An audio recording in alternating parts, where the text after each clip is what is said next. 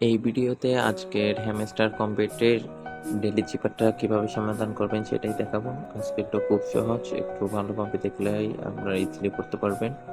আজকে প্রথম অক্ষরটা হলো ই। ই তোলার জন্য জাস্ট একটা ডট দেওয়া লাগবে, ই।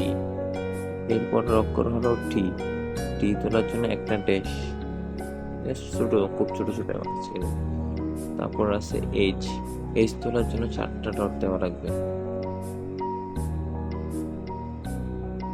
তারপর আছে আবার ই।